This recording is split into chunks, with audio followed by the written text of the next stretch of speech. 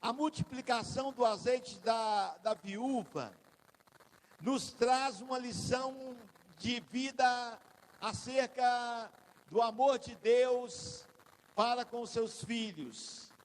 Deus não abandona os seus servos, mas Ele escuta cada uma das nossas angústias, cada uma das nossas dificuldades. Nas horas mais difíceis, Deus está preparado para atender o justo clamor de uma pessoa necessitada, principalmente de um filho seu.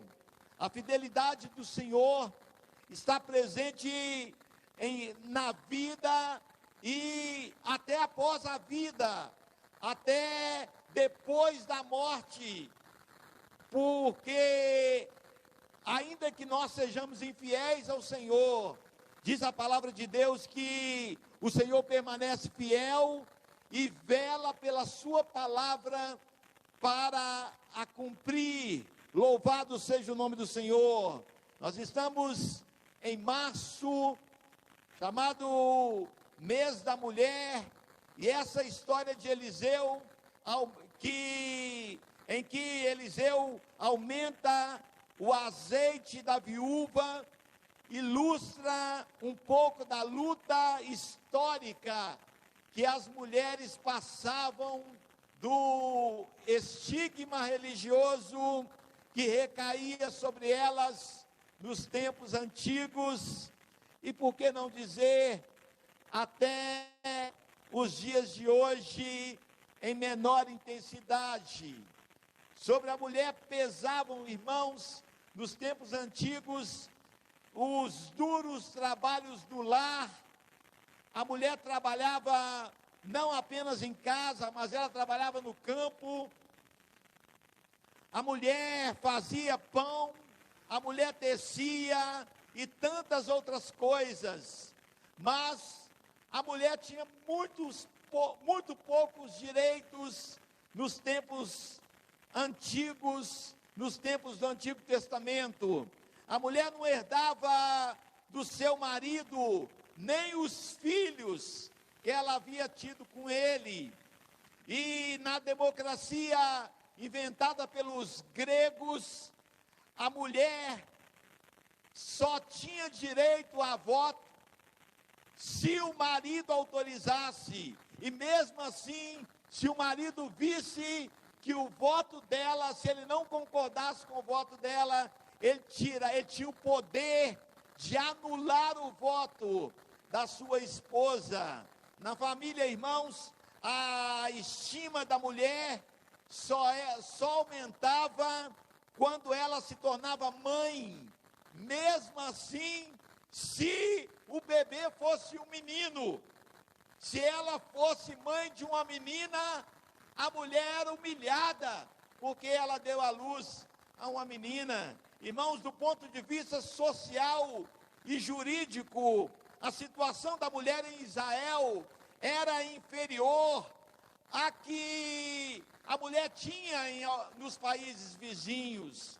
A mulher tinha quase sempre todos os direitos de um chefe de família. Por exemplo, lá no Egito, entre os anos 50 e 30 antes de Cristo,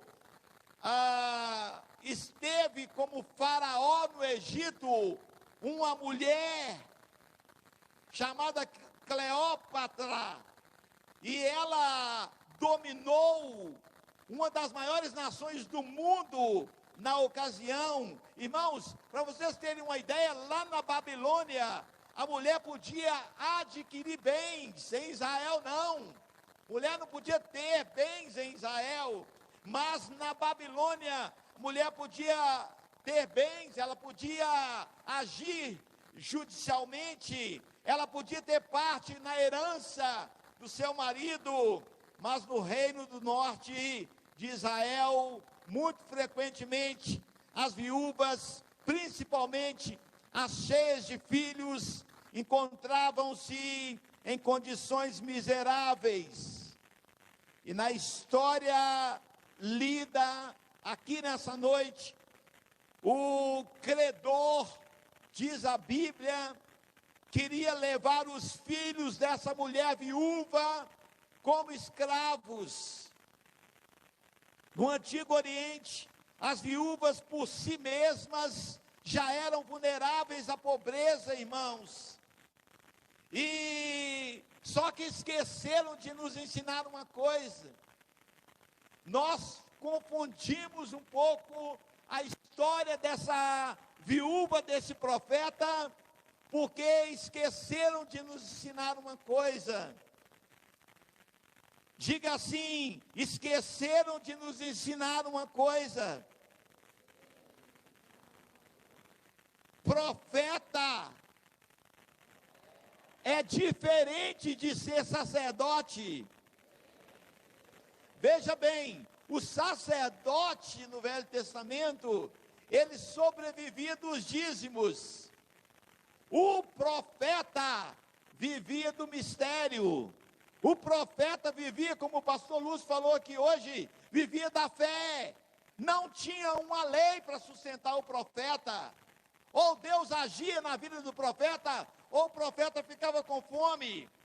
E a viúva de um profeta ficava ainda mais exposta a passar dificuldades, porque os profetas no Velho Testamento, irmãos, ao contrário do que muitas pessoas pensam, os profetas eram pobres na época, e muito pobres, porque eles viviam preocupados em buscar as coisas de Deus e da palavra de Deus. Os profetas não pensavam na vida no sentido material, e quanto mais consagrados a Deus, menos posses materiais eles tinham, a não ser viver por meio da espiritualidade, do entendimento acerca de Deus e acerca da vontade de Deus. E quando Deus abria o céu para os profetas, e a esposa de um desses profetas,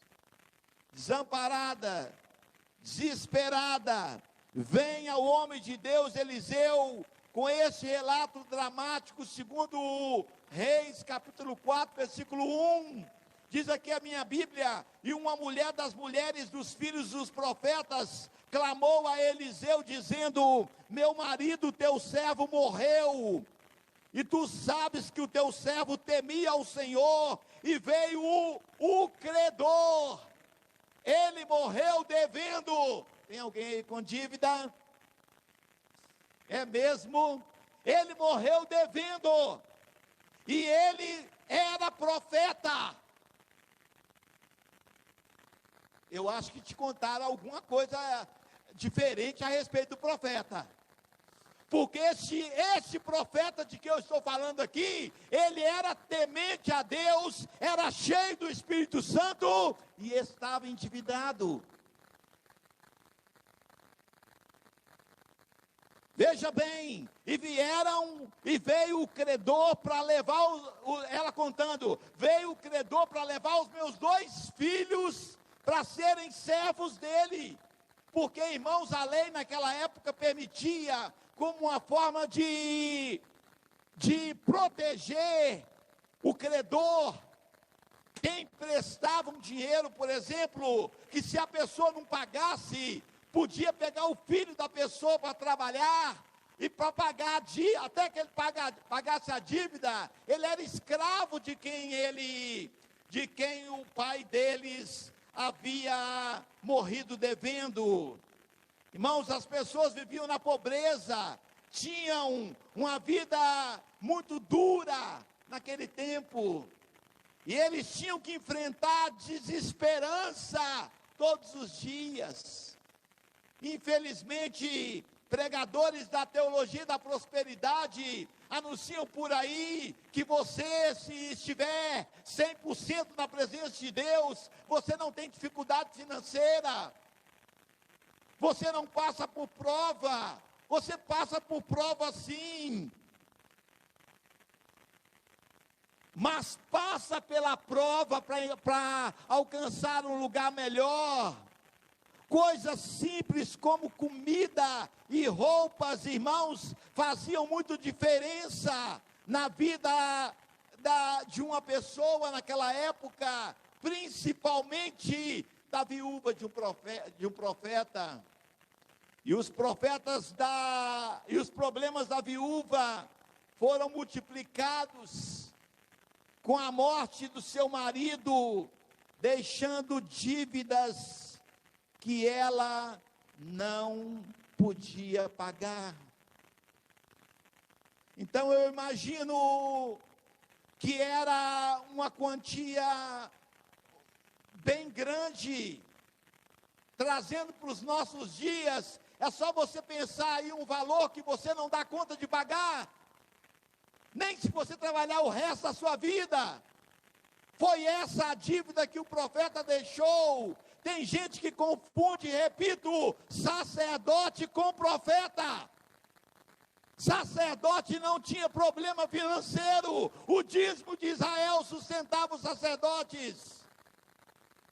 Mas não tem uma promessa, a não ser a fé, para sustentar o profeta. É fato, irmãos, que essa pobre mulher vem a Eliseu, logo após a guerra entre Israel, o reino do norte, Judá, o reino do sul, contra os moabitas. E a morte e a pobreza extrema estavam ali, que estão sempre ligados ao pós-guerras. Geralmente, o tipo de pedido que a viúva fez a Eliseu deveria estar sendo feito ao rei, mas como a lei já dava autorização, aquela mulher nem foi até a autoridade judicial, que era o rei. Ela foi ao profeta. Ela sabia que a lei já era determinada, a lei já estava escrita. Se alguém morrer devendo, pode ir lá e pegar o filho dele para trabalhar no lugar até pagar a dívida. E essa mulher então não queria dinheiro, por isso ela não foi lá no rei. Ela não queria que o rei mudasse a lei, por isso ela não foi lá no rei. Ela precisava de uma bênção de Deus. Quantos precisam de uma bênção de Deus? Levanta a mão. Eu preciso de uma bênção de Deus. Você pode dizer isso comigo? Eu preciso de uma bênção de Deus. Você em casa pode dizer isso comigo? Eu preciso de uma bênção de Deus. Sabe, irmãos, ela foi ao profeta. Quem não vai ao rei, mas vai ao profeta, é porque está precisando de uma bênção de Deus. Geralmente, era assim que acontecia, porém, como a lei não proibia a tomada dos filhos pelo credor, e como era algo já culturalmente aceito, a viúva não viu a outra saída a não ser pedir a Deus misericórdia. Tem momentos da nossa vida que a nossa oração só tem uma palavra: misericórdia. Tem uma irmã que está aqui conosco hoje, aliás, muito fiel. Deus abençoe ela e a retribua por tudo. Que eu presenciei uma luta na família, uma ocasião, e vi e tive a oportunidade de vê-la orando, e na hora que o diabo atacou, aquela mãe se levantou e só orou uma palavra. Ela disse: misericórdia. E naquela hora a mão de Deus agiu e livrou o filho dela. Glória a Deus, aleluia. Eu nunca vou me esquecer daquela oração, uma oração de uma palavra, e Deus escutou. Antes que ela acabasse de falar, Deus já estava agindo, já estava livrando o filho dela. Glória a Deus. Irmãos, aquela mulher se levantou para clamar a misericórdia de Deus. É princípio bíblico, irmãos. O que eu vou dizer aqui agora. Pergunta para mim assim: mas Eliseu não era profeta?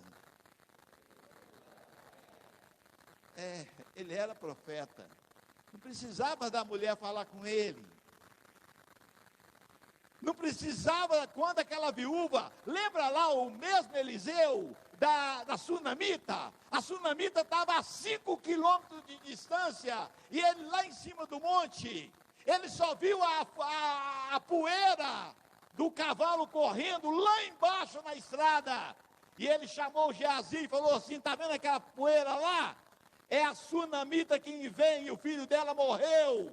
Desça e vá lá ao encontro dela, lá na estrada, e pergunta para ela se tudo vai bem.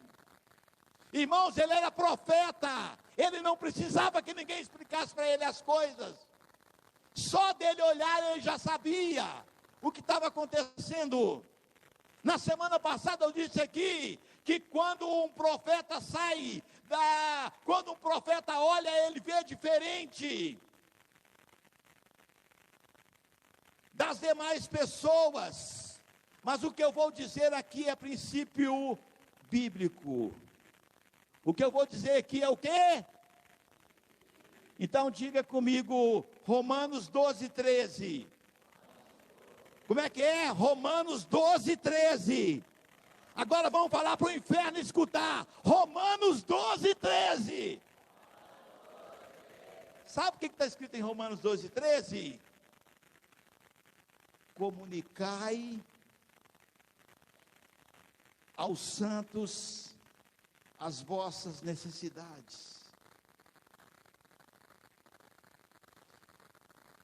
Por que eu disse que isso é profético? Porque por mais que você esteja falando com o profeta, por mais que você esteja falando com o pastor, por mais que você esteja falando com a mulher de Deus, Deus nos deu unção, nos deu vara, nos deu cajado, nos deu azeite, Deus nos deu tantas coisas, nos deu os dons, mas Deus não nos deu bola de cristal. Romanos 12, 13, comunique a sua necessidade. Pega o telefone e liga. Está sabendo de alguém passando uma prova? Anuncia. Está passando por um aperto? Grite por socorro. Romanos 12, 13. Comunicai com os santos as suas necessidades. Irmãos, lei dentro da casa de Deus. Está passando por dificuldade, comunica a sua necessidade. Fala para o pastor, fala para a pastora, fala para o obreiro, fala para a obreira, pelo amor de Deus, não sofra sozinho.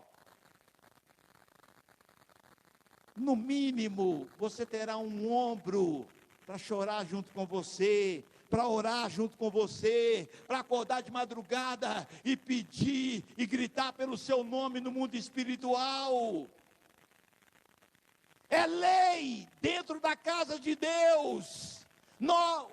Os obreiros, os diáconos, o pastor de diáconos, os diáconos, os obreiros, os missionários, as missionárias, não tem como saber das suas necessidades se você não comunicar. Então, qual que é o texto mesmo? Romanos 12, 13. Você gravou mesmo? Como é que é? Romanos 12, 13. Quando você começa a estar aqui, comunicai com os santos nas suas necessidades, segui a hospitalidade. Está passando uma prova, aí você passa um zíper na boca. Agora eu quero ver se esse povo me ama mesmo. Tem 3 meses que eu estou na tribulação. e não apareço na igreja, e ninguém me deu um telefonema. E o telefone dele lá, só ele estender a mão e discar 9 números, que alguém vai atender na hora, e vai socorrer ele. Mas ele não conhece o princípio bíblico de que mesmo? Romanos 12, 13. Está na luta, chama. A ovelha solta um barulho pela boca, que alguém diz que é berro, mas não é. Ovelha não berra, ovelha bale. E o balido da ovelha será o cumprimento de Romanos 12, 13. O pastor vai entender. Pelo amor de Deus, não sofra sozinho. O médico te falou alguma coisa lá, e o chão sumiu debaixo do seu pé. Então, antes de sair do hospital, de lá mesmo, já liga. Olha só o que aquela mulher falou. O Senhor sabe que o seu servo, olha ela falando do marido dela com o profeta Eliseu. Tu sabes que o teu servo servia ao Senhor, que ele temia ao Senhor. Quem sabe o marido dela estava até lá na beira do rio, quando Eliseu levantou o machado lá do meio da água, hein? Só que aquele moço tinha entrado num problema, numa luta financeira. E quem é que nunca entrou numa luta financeira? O problema é que às vezes a gente não tem humildade para poder pedir socorro. Eu não estou falando para pedir dinheiro emprestado, não.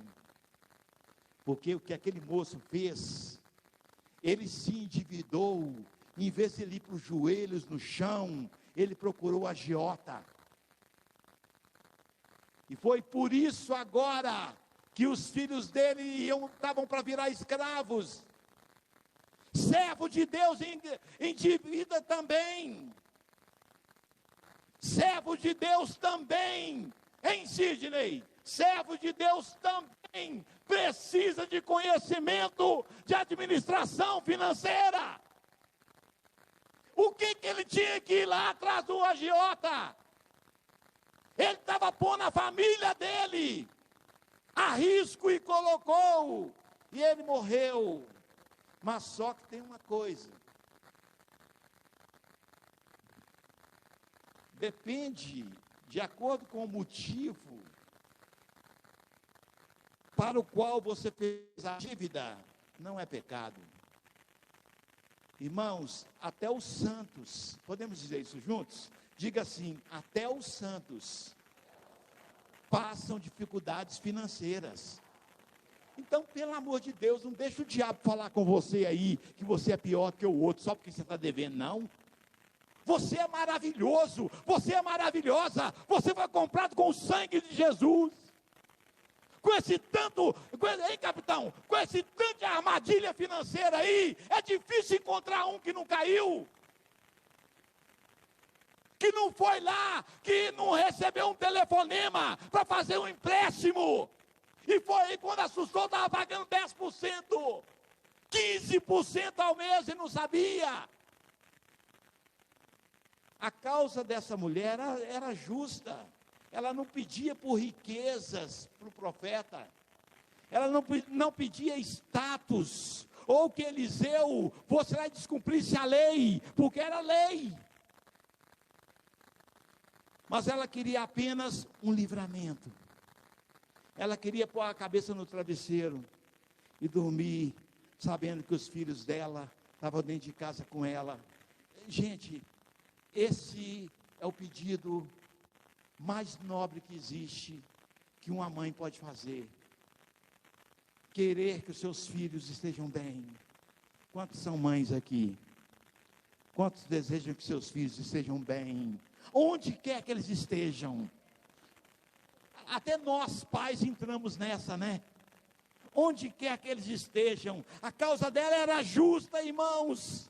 Ela queria um livramento pela vida dos seus filhos. Quem sabe, não, que ela já sabia da lei. Meu filho vai como escravo, mas vai que ele encontra um outro escravo lá. E esse escravo não vai com a cara dele e assassina ele. Como é que ficaria o coração daquela mãe? Ela não foi lá pedir dinheiro, ela não foi lá pedir para mudar a lei, ela não foi lá pedir para o profeta ir lá conversar com o rei, ela foi lá pedir um livramento. Qual livramento, pastor? Não sei.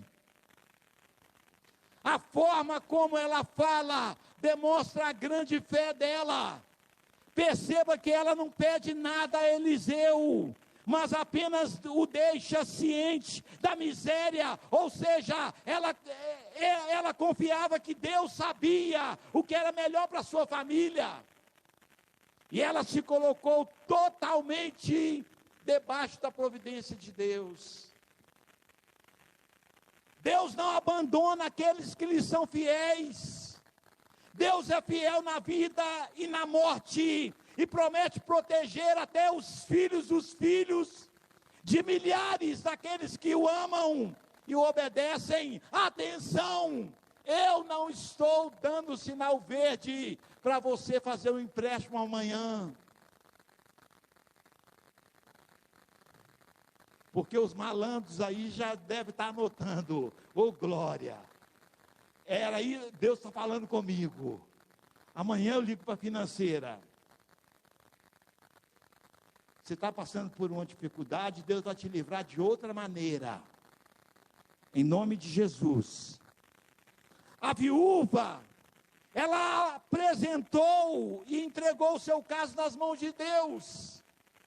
Ela correu para o abrigo certo, correu para o lugar onde ela poderia encontrar descanso, no meio da tempestade.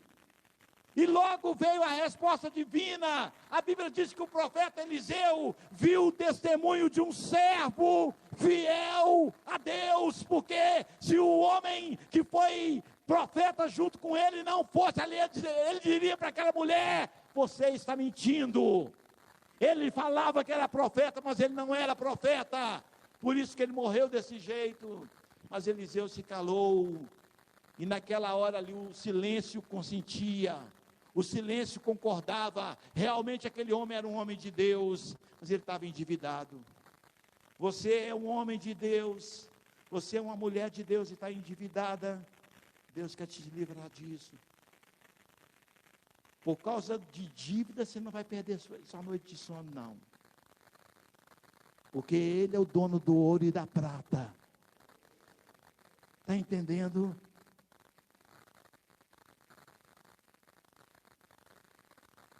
E logo veio a resposta divina. O profeta Eliseu viu que o testemunho de um servo fiel a Deus, mesmo que morto, ainda falava. Parece que ele conhecia Hebreus 11:4, que fala sobre a fé de Abel, que mesmo depois de morto ainda fala.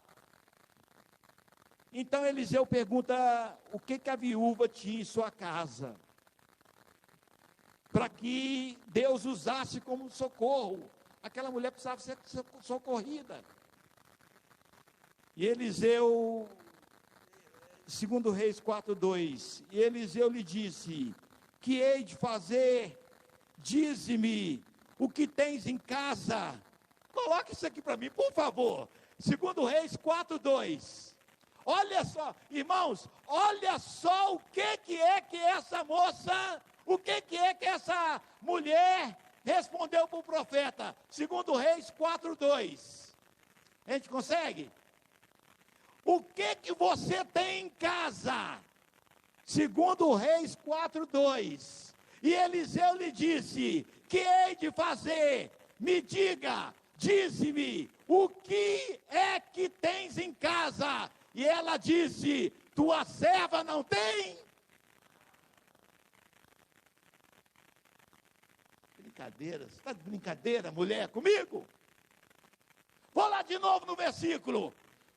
O que te hei de fazer? Dize-me, o que é que tens em casa? E ela disse: tua serva não tem nada. Agora, senão, Ah, diga glória a Deus. Senão uma botija de azeite. A botija de azeite, irmãos, representava a presença santa do Espírito Santo. Você acha mesmo que tendo o Espírito Santo você não tem nada? Tua serva não tem nada, só uma botija de azeite. É mesmo? Na verdade, irmãos, pela fé, aquela mulher já possuía tudo que ela precisava. E Eliseu, um homem de fé, que enxergava o sobrenatural, discerniu rapidamente o que Deus queria realizar, antes mesmo que aquela mulher terminasse de falar.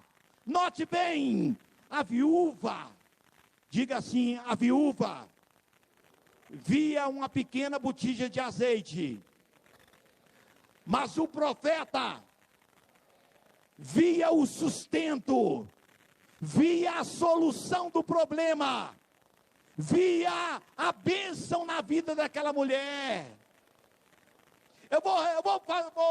Vamos repetir isso de novo. Diga assim, a viúva via apenas uma pequena botija de azeite, mas o profeta via o sustento, a resposta, o milagre daquela mulher. E eu te pergunto agora, com quais olhos nós temos olhado as nossas dificuldades?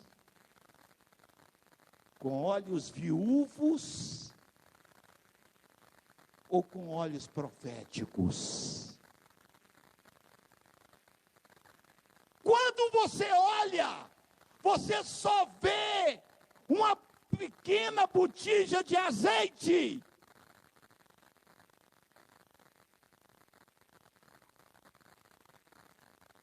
Em Mateus 25, Jesus contou a parábola das 10 virgens. E ele diz que as 5 sábias saíram com a botija de azeite cheias. E as 5 loucas saíram com 5 botijas de azeite acabando.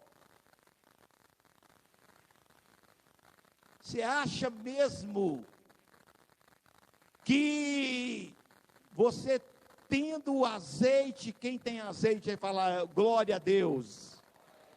Você tem azeite mesmo? Tem azeite? Você estava falando em línguas agora mesmo no louvor aqui, juntamente com a gente. Aleluia!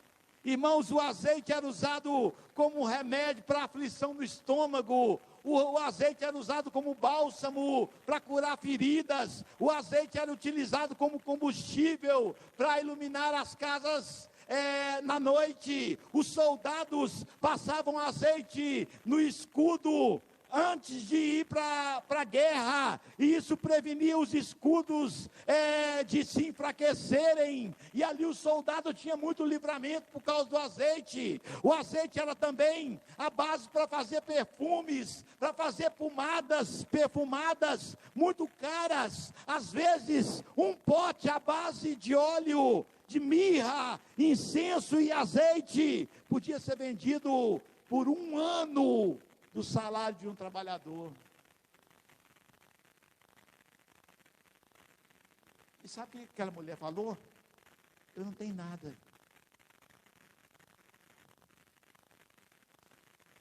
Será mesmo que você não tem nada? No mínimo, você tem um Deus que é maior do que o céu e a terra juntos. Sabe? E Eliseu aumentou o azeite da botija. Este era o livramento que o Senhor havia preparado para a viúva e seus filhos. Deus não desampara os seus servos jamais. Aleluia!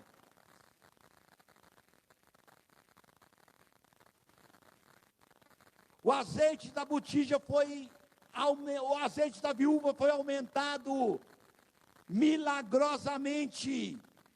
Então o profeta disse: vai, escuta essa, vai. Segundo Reis, capítulo 4, versos 3 e 4. Vai, pede emprestadas. Pede o quê? Emprestadas de todos os teus vizinhos, vasilhas vazias, não poucas. Pergunta. A mulher já estava com a situação financeira complicada. Já, com certeza, todo mundo já estava no zap falando dela. Viu fulano de tal? Está devendo. Tá fulano de tal, cuidado, hein? Cuidado, se der a paz do Senhor para ela, confere depois se seus dedos estão na mão, porque ela é desonesta. O cobrador está na porta dela. A coisa estava feia na rede social daquela mulher, irmão. Aí os filhos dela chegam pedindo vasilha emprestada, com o nome que ela tinha. O marido morreu e deixou o nome dela sujo. O que vocês acham, honestamente? Com o nome sujo, a mulher sai, manda os filhos dela, a mamãe mandou falar, mandou pedir vasilha emprestada. O povo tinha boa vontade ou não para emprestar? Sim ou não? Está doido? Eu não. Fala, vai no vizinho do lado. Sua mãe, fala com ela que eu mandei dizer que Deus abençoe ela. Minhas panelas estão ocupadas. Ninguém nunca disse que seria fácil. Ou você acha que foi fácil? Foi só os garotinhos passarem na rua gritando: mamãe está pedindo vasilha, e todo mundo saiu correndo e foi atrás dos meninos para emprestar, para dar as vasilhas. Ninguém nunca disse que seria fácil, mas disse que o milagre iria acontecer. Sabe, não deve ter sido fácil para aqueles garotos conseguir muitas vasilhas. E o profeta Eliseu mandou arrumar muitas. Ele falou: não poucas.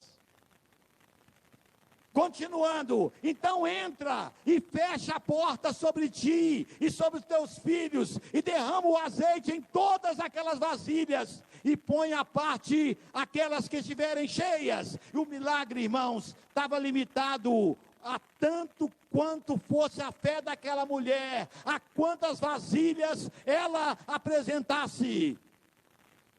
E ela seguiu a palavra profética de Deus, através de Eliseu, e o óleo não parou enquanto havia vasos vazios.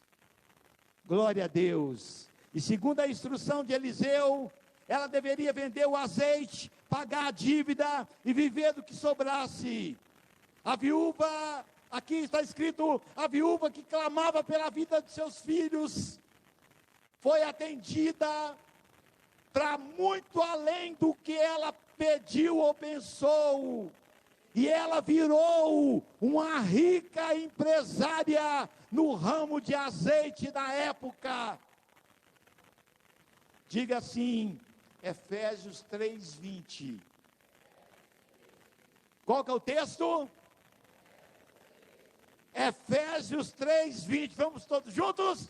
Efésios 3:20. Está escrito assim: ora, aquele que é poderoso para fazer muito mais, infinitamente além do que tudo que pedimos, pensamos, segundo o poder que em nós opera. Ele é poderoso para te dar mais do que você precisa. E Ele vai fazer. Eu só te pergunto uma coisa nessa noite. O que você tem na sua casa? Pelo amor de Deus, não vai me dizer que você não tem nada. Com o chuvão que armou aí, você teve coragem, encarou e veio a si mesmo, o culto.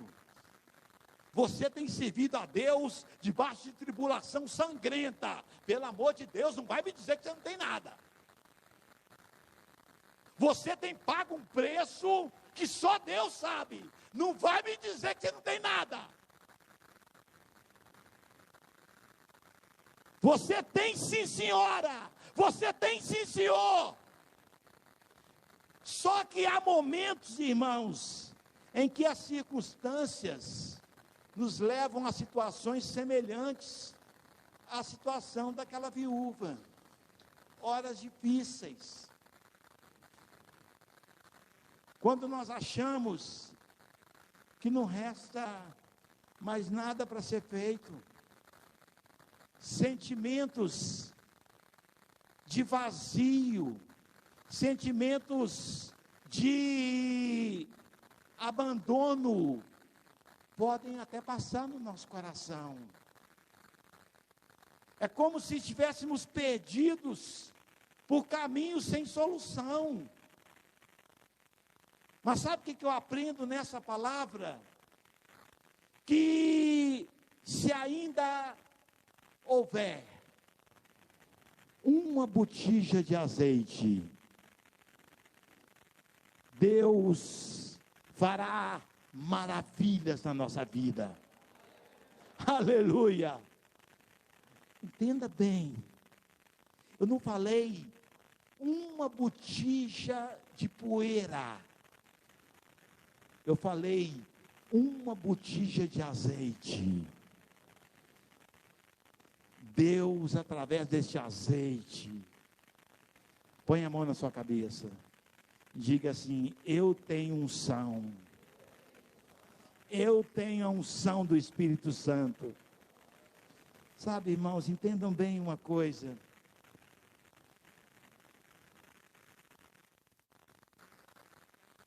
Deus só precisa de uma botija de azeite.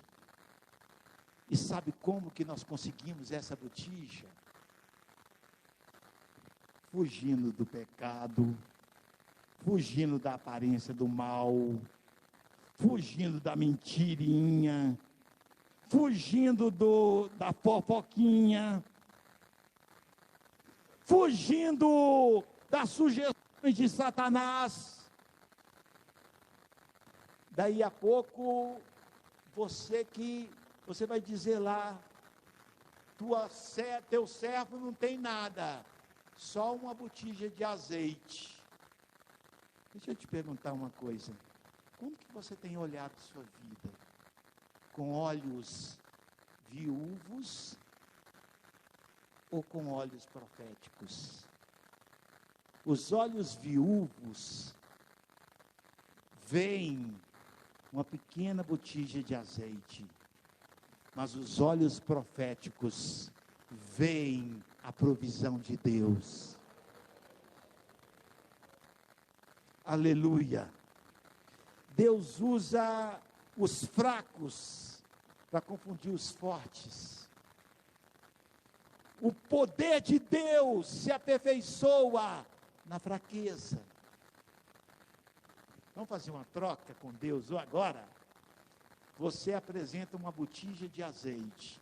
Há alguém aqui nessa noite que está com a botija vazia, que deu uma conferida na botija agora e acabou de descobrir que só tem poeira dentro da sua botija.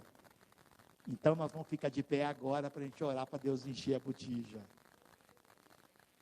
Tinha um corinho antigamente que dizia assim: põe azeite na minha lâmpada, Senhor.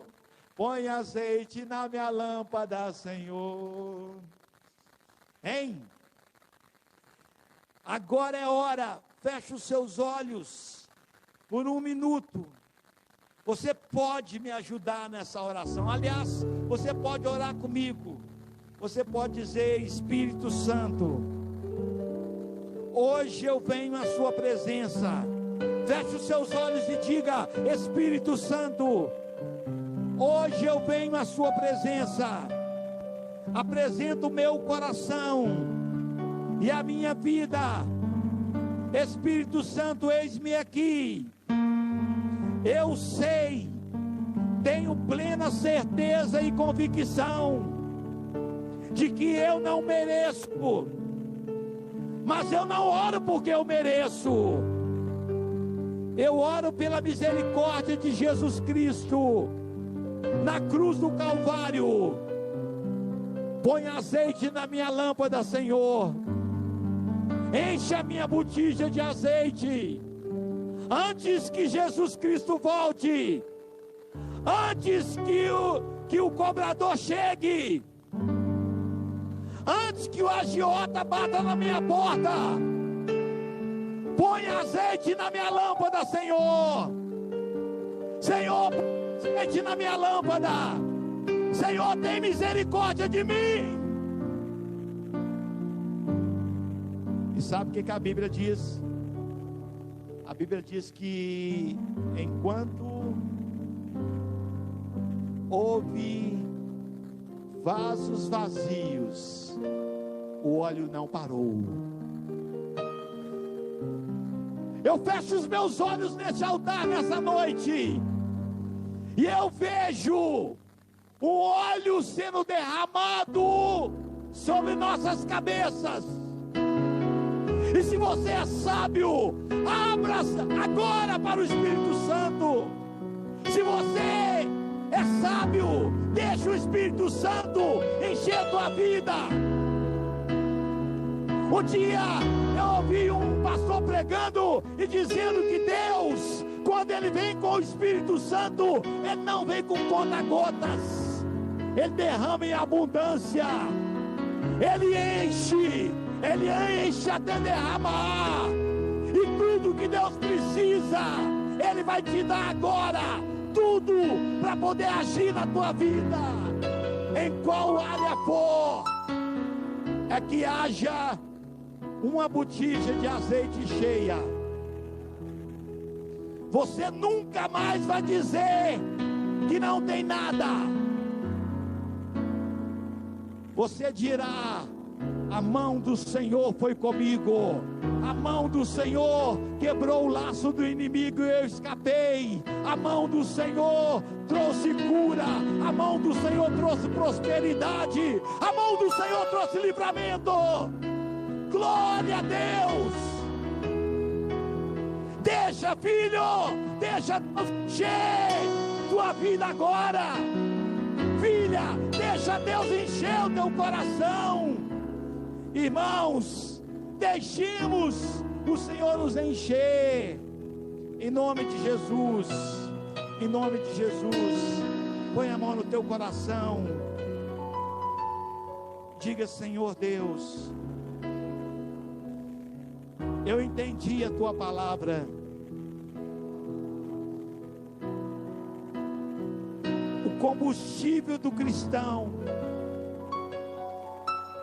é o óleo do Espírito Santo, é a unção do Espírito Santo. Por favor, Senhor, em nome de Jesus, encha-me de novo, até entornar, em nome de Jesus. Aleluia.